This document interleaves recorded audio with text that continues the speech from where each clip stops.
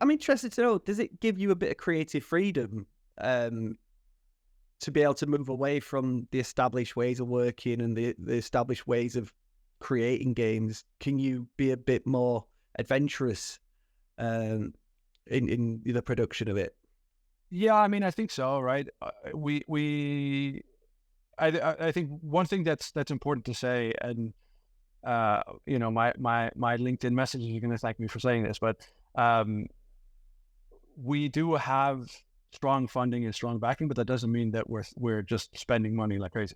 Yeah, Everything has to go through a very carefully vetted procedure, and we always, in the back of our mind, we have that social responsibility to not only create an amazing game that's going to sell a lot of titles and bring in revenue for us to be able to survive, but we also constantly have to look at, okay, what does everything that we do have an effect on, the Saudi industry, or the MENA industry, Middle East industry.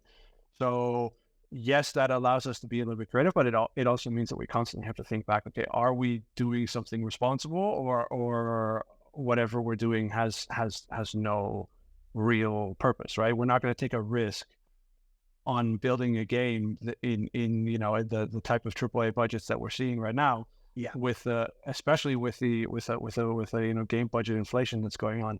We're not going to invest that money unless we know for sure that we're going to get something back for it, especially in terms of, what does that do to build the ecosystem here. We need to think about, in 2030, when we launch a game, how many local people have we hired? How many have we trained? What does that ecosystem look like after we, starting with the interns that we hire, all the way up to training, the next gaming superstar. So it's that dual hat that makes everything super interesting as well, because it's not, you're not just looking at, okay, how can I make as much money as possible?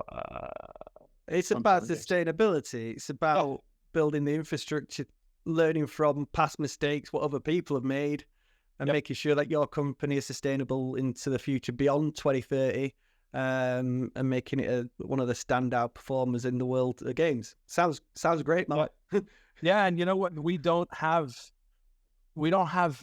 legacy or tech debt, so to speak, right? Not that we're building anything, but we don't need to change anything because there's nothing there. So, right, we can start over and say, okay, this is how we want to build games, or this is how we want to set up the studio. This is how we want to work. This is what our culture is going to be. This is, you can define it all from scratch, which is what makes it also amazing, because you know what your goal is towards the end. You know that we have to be super ambitious, but we can determine what that all looks like from the ground up. And that's in stark contrast to when I started at Blizzard, because yeah, they have 25 years worth of legacy right there, and not all of it's good, as we all saw from the news coming out.